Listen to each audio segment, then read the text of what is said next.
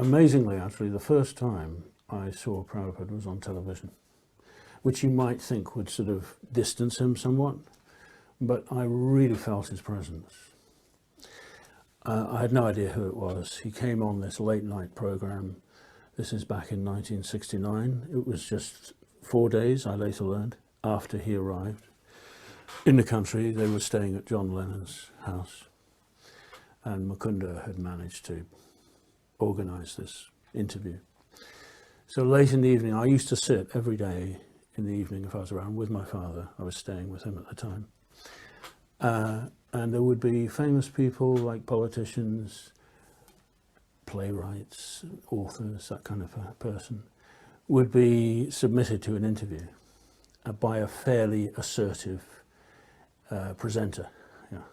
So suddenly, in the chair, this is sort of 10:30 at night, was this elderly Indian monk. And I thought, wow, what an amazing looking person. Who can that possibly be? And Tony Bilbo, the presenter, he began to question this man. He said, I recall it pretty well, somehow it stuck in my mind. He said, what's brought you here to this country? And this elderly man said, I've come to teach about God, straight off the bat.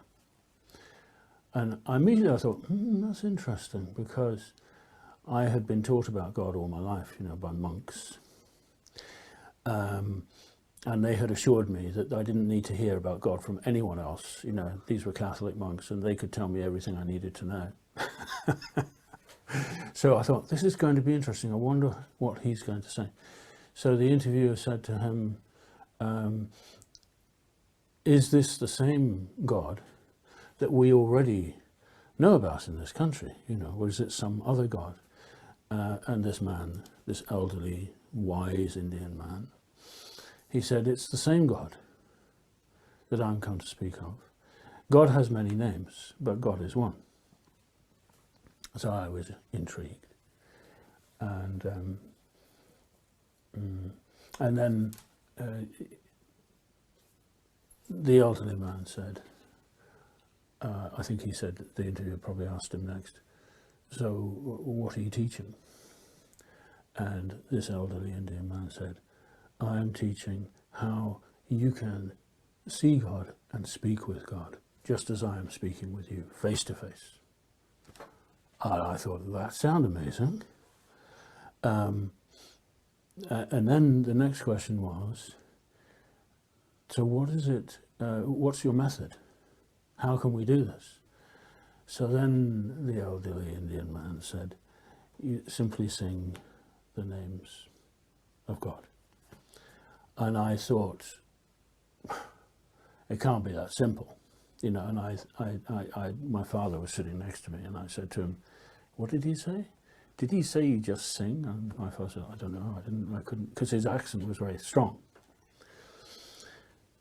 So I was intrigued, and then the interviewer said, well, would you like to demonstrate? At which, until that time, this saintly man had looked very serious, grave, you know. And suddenly his face just lit up with this huge smile and sparkling energy, which really captured me. And he said, I would love to. And so they got up and walked across the studio where there were some devotees, and they were sitting on the floor. And this monk sat on the floor with them. And in retrospect, I realized I don't think I've ever seen anyone sit on a television studio floor, before or since. So they sat on the floor, and the man went, he interviewed at least one of them, and I do remember very clearly it was Shamsundar. He had that tilak that went from here all the way to there, you know, with a shiny shaven pate.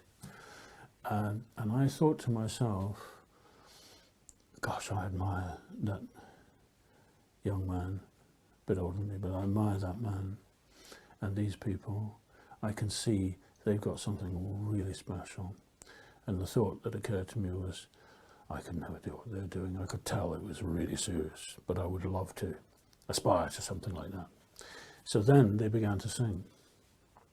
And, Prabhupada had his kartals, and Shamsundar had his Esiraj, and Yamuna probably was the one that was singing, I don't recall, the harmonium, and Mukunda had his tambura and the mridanga.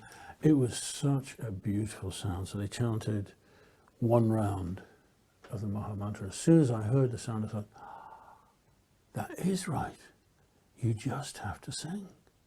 It all made perfect sense. It just connected completely with me. And I was ready to sit there for hours listening, but immediately the program ended. The credits started to scroll down, and it faded out. And I turned to my father and I said, wasn't that amazing? And my father said, no.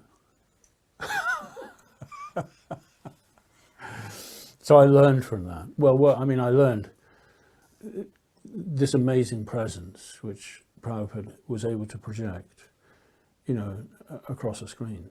I didn't know if I would ever meet him again. I don't remember what my thoughts were on that subject, but I did think I would like to be like that young man that was questioned. And I formed some kind of an appreciation of the chanting. And of course, a few weeks later, within a week or two from then, it was in the charts, the Hare Krishna mantra was being sung on the radio all the time. Yeah.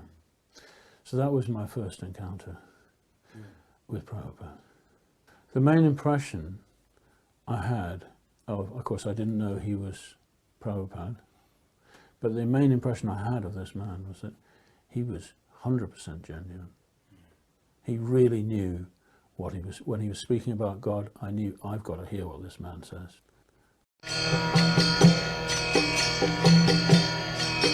Hare Krishna, Krishna Krishna, Hare Hare, Hare Rama, Hare Rama.